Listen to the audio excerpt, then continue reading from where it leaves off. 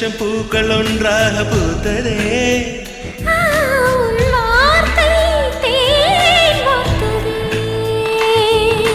மௌனம் பேசியதே, குளிர் தென்றல் வீசியதே. ஏழை தேடிய ராணி நீ என்